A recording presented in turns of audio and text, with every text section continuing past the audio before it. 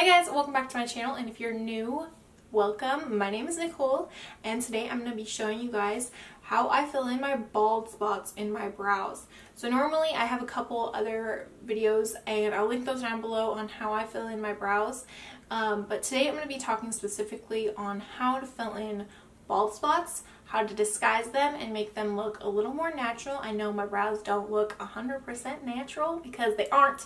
They're completely filled in. They're literally almost invisible without any brow products in. So I work really hard to make them look as good as they do. I mean, I think they look pretty good. I don't know about you, but I did have a request on how to fill in bald spots in my brows. So I'm going to be showing you guys how I do it, and let's get started.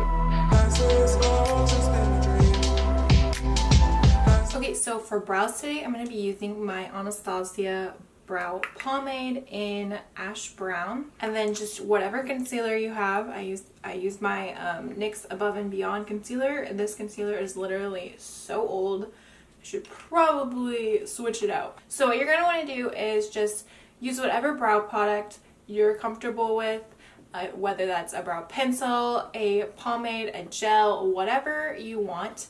I prefer a pomade or a gel for brows that are bald or have like bald spots. So I know I have multiple brow videos out there, but this one's going to be specifically on how to fill in those very sparse areas in your brows and even your bald spots, because I have a bald spot like right here. There's no hair. So what I'm going to do is take my pomade and just dab in there. Don't pick up too much product, but just tap in there. Let's see if I can zoom you guys in. I'm more bald on this side, so let's see if I can go out of my order of operations and it'll still work out. So first thing I do is I take my brush.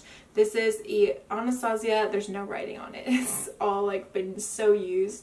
But this is the Anastasia number 12 brush, and that has a spoolie on the end and then an angled brush on the other end, and I really like the way this is angled. I think it's the perfect brush because it's not too stiff and it's not too flexible, and it's just the right amount of length. So I just really like this brush, and ever since I got it I haven't used anything else, and when I do try to use something else it just never works out the same. So I like to comb my hairs upwards because that's always going to make my hairs look, or my brows look, fuller. And I noticed that I need to groom them. I need to tweeze. And of course I always have a couple hairs that I like to grow downwards, and that also makes it a pain in the butt. So I'm going to brush my hairs upwards so that way we can see where the shape of our brow is. And I'm going to start down here and just make very light strokes upwards and then start curving with my brow. So down here I will start to like outline kind of, so that way I can see where my brow actually is supposed to be. And then over here, since there's barely any hairs anyways, it doesn't really matter where my line is, just as long as it's somewhere in the area where there's hair. And then once I get most of the product off my brush and I've gotten that first sweep through done, I brush my hairs. Now we have like an actual shape of a brow. I'm going to switch things up and go to the top of the brow. Now that I have that, I'm going down and I'll connect it with the line that I created earlier. And now we have the shape of a brow. I'm going to make fast, short strokes in this area. And then brushing through every once in a while. I'm pretty much going to repeat this step in this area until it's filled in and dark. What I like in a brow is a brow that's like kind of an ombre brow, where it's darker in the tail and lighter in the front. That way we don't have any block brows, and also the ombre brow allows me to disguise the bald spots, because my bald spots are right here.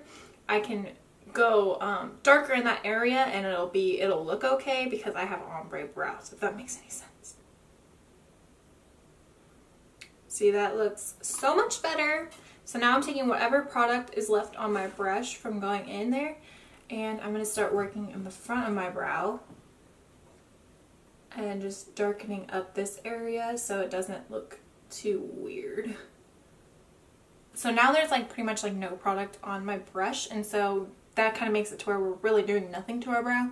So I'm going to pick up a little more product, but I'm going to put most of it on this area of my brow, and then once we have barely anything on our brush, we're going to go back in and work on here. If that makes any sense, what I'm trying to do is not put the bulk of my product right here. So when you go in, you don't want to automatically, when you go into your pomade or gel or whatever, you don't want to go first thing right in here, because then you're just going to make your brow look as dark as your tail looks. And you don't want that if you want an ombre eyebrow. And then I like to do something a little bit weird and push my brush upwards, like I'm combing my brow hairs with the brush. I don't know why, but it works for me. And then you're also going to want to use a lot less pressure in the front of your brows than you would in the middle to end of your brows. I'm going to take my concealer and I'm going to take a brush. I like this brush. It's the Real Techniques. I'm pretty sure it's the lip brush. It's super old and I need to get a new one, but I just haven't been able to find one. I haven't been able to find a brush that does what this brush does for me. And what I'm going to do is carve out my eyebrows. So sometimes they get a little crazy and I don't know what needs to be done to my eyebrows. So I like to carve them out and then we'll go back in and say, okay, this needs to be a little bit straighter. This needs to be more curved. This looks a little more bald. And I do put concealer on the top because sometimes when I'm blending my brows out, pushing the product upwards can make the brow look kind of muddy on the top. So I like to carve out the top as well. I know some people don't like that and it looks like your brow was kind of stamped on your face. But you just have to make sure that you don't use a ton of concealer up there on the top, because then it will leave a weird looking line that you could almost like not blend out. And it will look better once I have concealer on, or once I have like the rest of my makeup on. And I do like to go in and push. I have like barely any product left on my concealer brush, and I like to just lightly tap it through the front of my brows, because this will also make it look a lot more natural and less of like a blocked brow. So I just lightly tap concealer over this area and just tap with your finger, and then take your spoolie and run it through here as well. Now we just look at our brows and we decide, okay, what needs to be more curved? So last step in my brows, you see how like there's these hairs that won't stay brushed in the area that you want them to be? My last step would be to take NYX Control Freak eyebrow gel. You can use pretty much any eyebrow gel you want. Like you can use a tinted one if you want that more of like a 3D dimension. I know Benefit has one, but I'm all about the Drugstore and this one never fails me. This one just holds my brows like perfectly in place. So I like to start in the front and brush my eyebrow hairs upwards, because again, this will make my brows look thicker and fuller. And with somebody that doesn't have a lot of brows, that's my goal. So I like to brush pretty much all my hairs upwards just to get the product through. And this will also help the little hairs that want to go downwards stay upwards. Now I'm going to brush them kind of in the direction that I want them to be in. Also, I recommend being very light-handed with this. If you push too hard, you're going to scrape your brow pomade out of place. I'm going to go do this brow, and then once they're both dry, I'll show you guys the finished thing. Okay, so both my brows are done, and they have the gel ran through them, so I'm just going to go in with some more concealer and touch up whatever needs to be touched up. Alright, so these are my final brows. I will come back and show you what it looks like with my whole face done, because normally it looks a lot better when your whole face is done. It's not just your brows. So I'll be right back. Okay, I know we're really zoomed in, but I just wanted to show you this is what they look like with makeup on.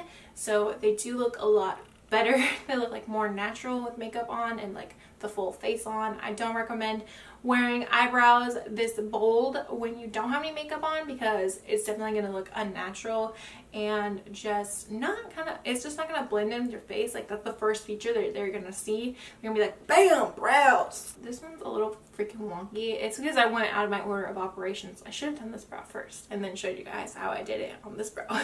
So it just depends on what kind of brows that you want to achieve. So I like to have my brows darker on the ends, so it helps me disguise my bald spots while having my front ends of my brows a little bit lighter. I hope you found this video helpful. If you did, please give it a thumbs up so that way other bald brow hair people can find this video, and make sure to press that subscribe button down below there, and I'll see you guys next time. Bye.